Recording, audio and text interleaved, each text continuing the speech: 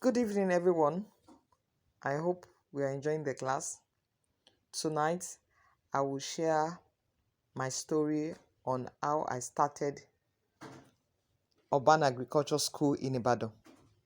When I started my Urban Agri journey, we were in Lagos. My husband was in the bank. He was transferred from Lagos to Akure. So I followed him to Akure.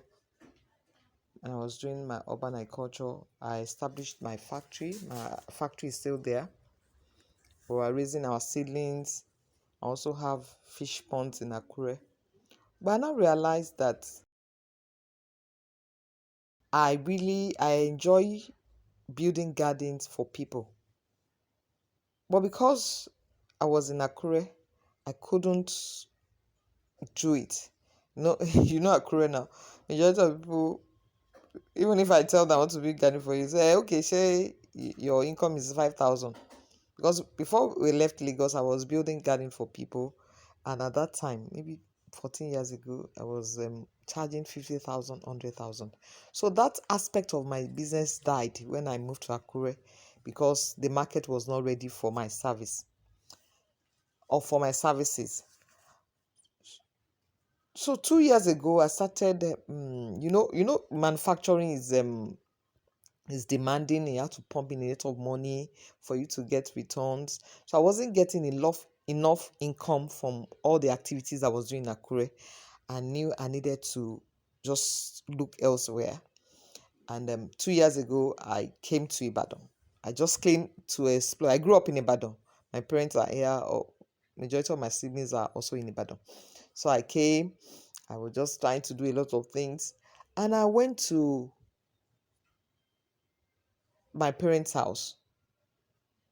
In my parents' house, we have a small place where only two cars can park there, like a garage. But it's not an enclosed garage, just an open space. But I remember when we were growing up, just two cars that can park there. And I just look at the whole space, and it just dawned on me that I can transform this space to a school. I can grow things in this small space. Because when I was in Ebute Metta, I didn't have that big space, but I was just growing things for myself. And I looked at it and I said, I can turn this space to a school where people come and see different things and different ways to plant things. That day, I just took permission from my siblings and they said, okay, go ahead. That's why I called the carpenter. We nailed all the bottles on the wall. I bought all my plants. That was how I was able to transform that small space. I will send a picture now. The small space into a school. And we launched the school, is it last year or 2 years ago? I know I have a write-up on it. I'll post everything. And that's how I started Urban Agri School in Ibadan. I'm sharing this story to tell you that little space in your compound that you're not using, you're just wasting money on. If I tell you the figures that have entered the school just because of that small space, you'll be surprised. So agriculture is a business, not about I have 100 acres. Somebody that has 100 acres might not make half of the money that the person that has one small space in his compound is making. And that's my story. I don't have big land. I think I have just one and a half plot somewhere. And I'm also planting stevia. But apart from that, I plant in the school, and the house where I'm living also, we have a compound, and the whole place is tied up. But I have all my things in PET bottles, in containers, and I raise my seedlings there too. And I sell seedlings. I do a lot of advert online to sell my seedlings, and all those seedlings are coming from the little spaces I have in the two houses I'm using in Ibadan. The Urban Agri School in Ibadan started 2 years ago. Honestly, if I tell you the number of people that visited the school, you'll be surprised. People come from Lagos.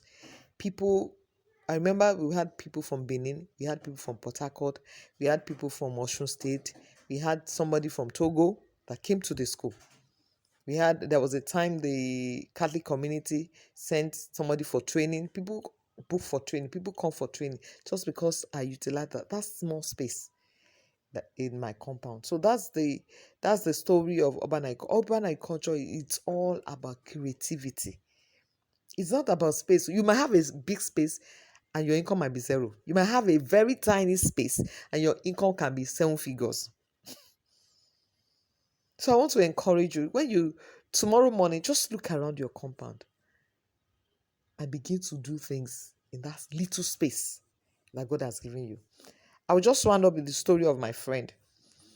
She lives in Canada, but before she moved to Canada, she was working with Golden Tulip in Festac, an accountant. She lost her job.